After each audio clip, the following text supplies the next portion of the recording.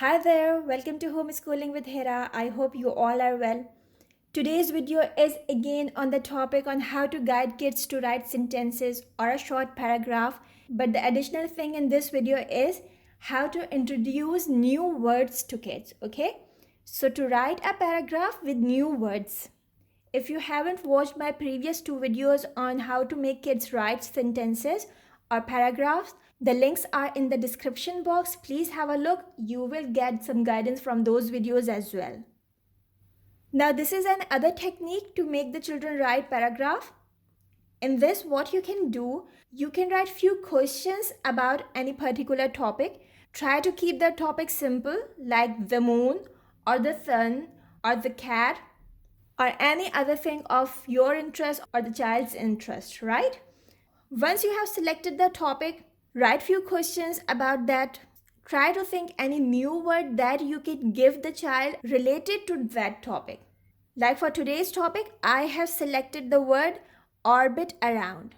What is the meaning of orbit around? It means to move in a circular motion or to move around something, right? Like the moon orbits around the earth, right? And before asking the child to use this vocabulary in his writing, you need to explain this word in simple English, like orbit around means move around. They know the meaning of move. And then you can even draw a picture or you can illustrate the meanings with some physical actions as well. Like if this is earth and this is moon, so the moon orbits around the earth, right? Another word that is not new for speaking, that is beautiful, but it could be new for writing because it has a trigraph in this U. If you don't know what are trigraphs, the link is in the description box. Please watch that video as well. And then a new thing is this, that here we are using the second long sound of U, that is U. The letter U has two long sounds, U and U. If you don't know this and want to learn this, the link is in the description box. Please have a look. So come on, let's come to the questions. Ask the child, is the moon beautiful or not? Where can we see moon? Is the moon near or far? What is the color of moon? When does the moon shine? Where does the moon orbit around? Do you want to go to moon? Now these are the questions and you need to ask child to answer these questions. You need to write them on a piece of paper so that the child can see the question and then give the answer. Now let's see the answers. Is the moon beautiful or not? The moon is beautiful. First sentence, okay? Where can we see the moon? We can see the moon up in the sky. The is missing here, okay? I'm sorry for that. Then, is the moon near or far?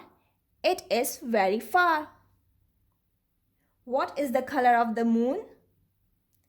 The color of the moon is white. The is missing here, sorry. When does the moon shine? It shines at night. Now, what is the next question? Where does the moon orbit around? It orbits around the earth. Okay, you have already verbally told this to your kids before you give this word. Okay, before you ask them to write, you need to tell this vocabulary so he can use it accurately. Do you want to go to moon? Now ask his opinion. And what would he say? He may say that I don't want to go to moon or I want to go to moon, right? Now, if you see these sentences from top to bottom, it has become a paragraph. And you have also made the child use these new words like beautiful or orbit around. If he doesn't know the spelling of earth, you can write it here in the new words column. So I guess this is enough for a KG-2 child or even for a grade 1 child when he is new in grade 1. You can increase the difficulty level, you can increase the number of questions according to the pace of your children.